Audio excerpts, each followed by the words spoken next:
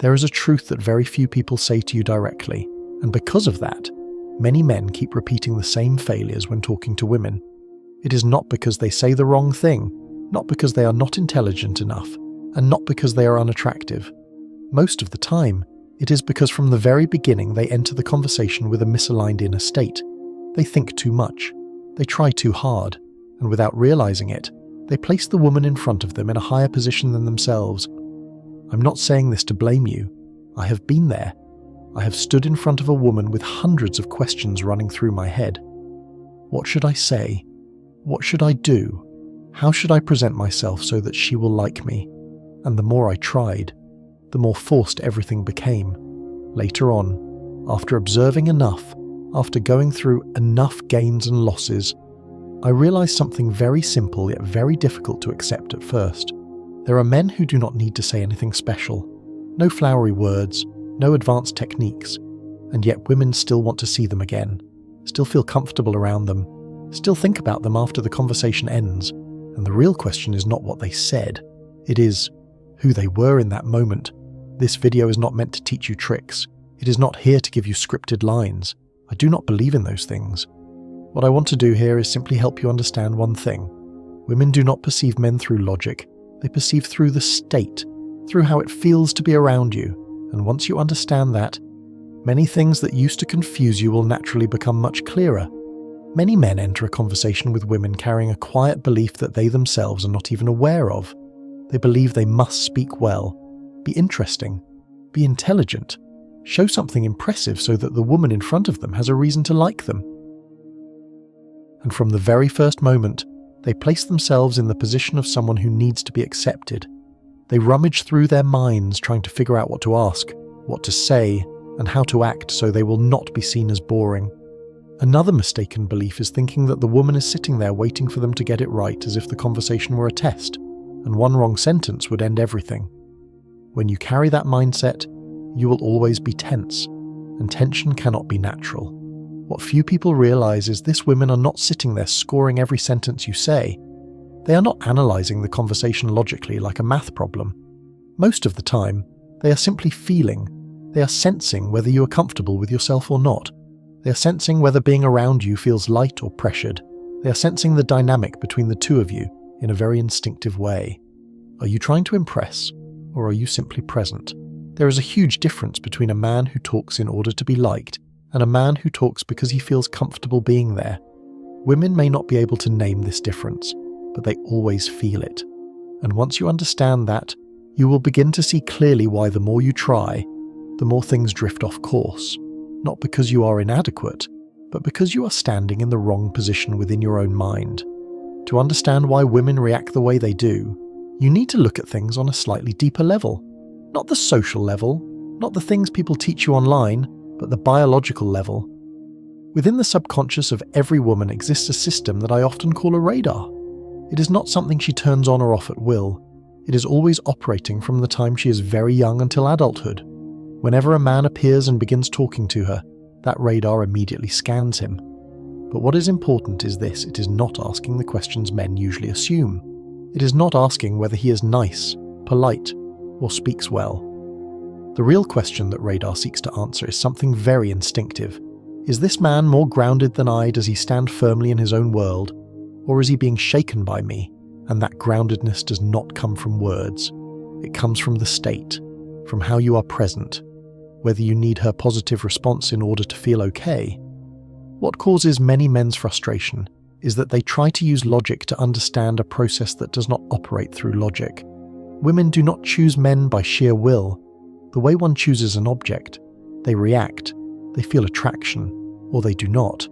And most of the time, they cannot explain why. That is why there are men who do nothing special, who are not even perfect, yet women feel safe around them. And it is also why there are men who do almost everything right, speaking politely, behaving kindly, yet still create no feeling at all. When you understand this, you will blame yourself less. And you will blame women less, because no one is wrong here. You're simply trying to use the wrong tool to interact with a system that does not function the way you were taught to believe. When you stop trying to control her reactions and start focusing on standing firmly within yourself, that radar will sense it automatically, and that is when everything begins to change naturally. Once you understand that women perceive through the state rather than words, the next question becomes very practical. So when you're sitting there talking to her, what should you say, not to impress, but to allow the conversation to flow naturally and comfortably? Here, I want to give you a very simple framework, not a rigid rule, but an anchor so you don't lose your way. I call it the 50-30-20 formula. About 50% of the conversation should revolve around her, not to flatter her, not to please her, but simply because you don't need to prove yourself. When you ask about who she is, about how she sees the world, you're in the position of an observer, not someone seeking validation. The next 30% is about miscellaneous things around you, your surroundings, small everyday stories, fleeting thoughts that pass through your mind. This part is very important because it shows that you're not afraid of silence. You're not trying to force the flow with correct topics. You talk the way you would with a longtime friend, sometimes off topic, sometimes a bit silly, but real. The remaining 20% is about you. And here lies a key point. When you talk about yourself, you're not doing it to impress. You're not listing achievements. You're not polishing your image. You're simply sharing naturally, even allowing yourself to joke about your own flaws. The reason is very simple. The more someone needs validation, the more they talk about themselves. Think about a job interview. Who talks more? You do because you need the job. The interviewer does not need to prove anything. Conversations with women work the same way. When you talk too much about yourself, you unconsciously place yourself in the role of someone asking to be chosen. This formula is not meant for you to count sentences. It is meant to remind you of one thing: you don't need to shine. You just need to be comfortably present. When you stop trying to impress, the conversation naturally takes care of the rest. There is something many men do without realizing that it quietly kills attraction. That is showing off achievements, experiences, and what they have accomplished.